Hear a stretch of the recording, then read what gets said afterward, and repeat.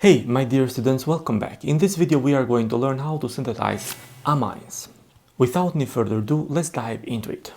First, we are going to see some property of amines. For example, ammonia, that is a typical compound for amines. It has a pKa 9.26. Keep in mind that pKa plus pKb is equal to 14 or ionic product of water. The higher the pKa, the higher the basicity of the compound. Okay? In terms of hybridization, it has an sp3 because it contains 1 lone pair and 3 sigma bonds, 1 plus 3, 4, 1s and 3p.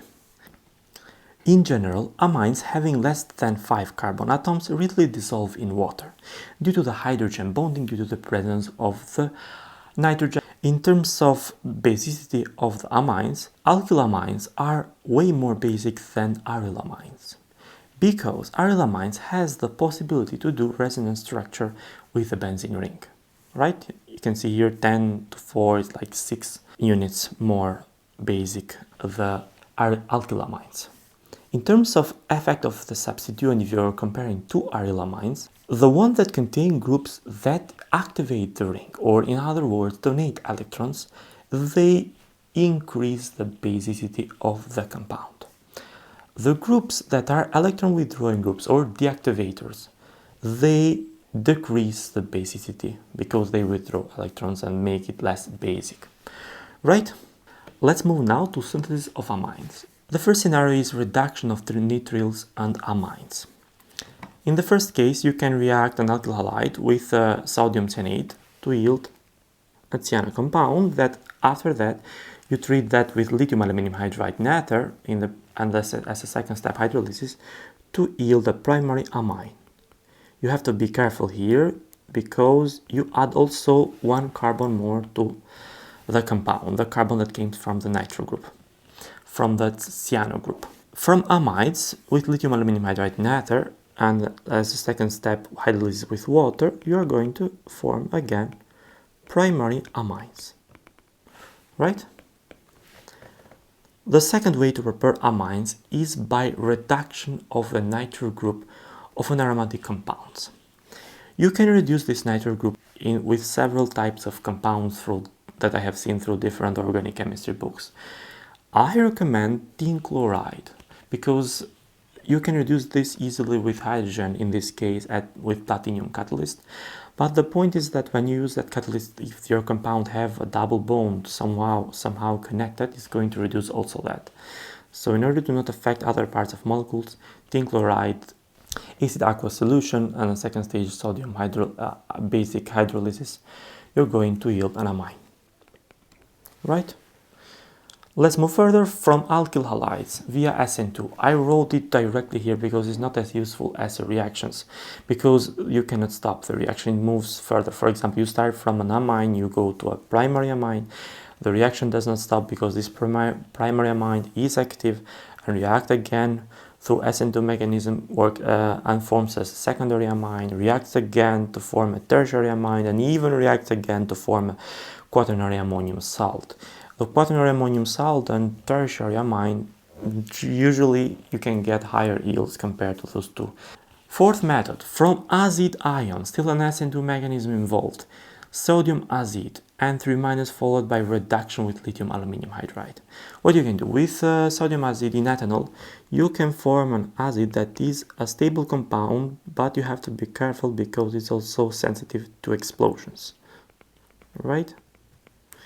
Plus minus, and if you treat it with lithium aluminum hydride, right, you're going to get primary amine, right?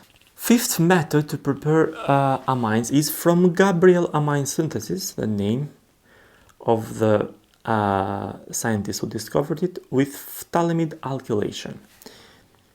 It started with a deprotonation with a strong base in ethanol of this phthalimide, and after that you can react with a primary alkyl halide in dimethylformamide solvent to yield this compound that is hydrolysed in basic condition to yield the primary amine in higher yields. From aldehydes and ketones by reductive amination.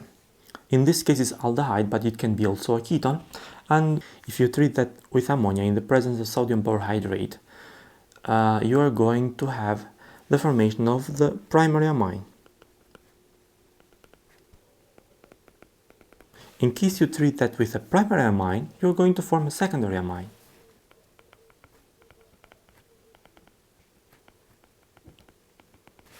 And in case you treat it with a secondary amine, you can form a tertiary amine.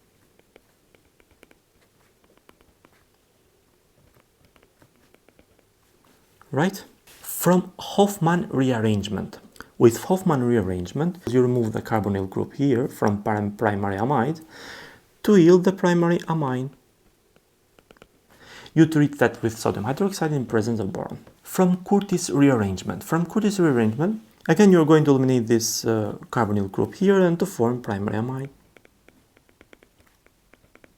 Right? Keep in mind those two reagents because they are needed if you want to remove the carbonyl group. Here you have an example to use the Curtius and Hofmann rearrangement. I have advised to go backwards. So use Hofmann and Curtius to make this synthesis. Now, we learned that we have elimination of one carbonyl group. So the previous compound here should have been an amide. Right? And here you can eliminate this amide with Hofmann elimination, as we learned here. You see, you have an amide, sodium hydroxide, bromine, and water. And you can remove this one and form the amine. Or it can be an azide with an azide product, so like this. Right, and here water and heat. Now you have to go backwards again, and here you have an amide, and to form an amide you can react with ammonia and acyl chloride. That is very reactive, right? And to go to acyl chloride from benzoic acid, thionyl chloride, 2 here. And from this acyl chloride here, you can go to an azide with sodium azide. Right? These are the two possible ways to synthesize this compound. You can use it whenever you want, whenever compound it can be, but this is the way. Thank you so much for watching and look forward to see you at the reaction of amines. That is the last video about amines. Up until there, peace.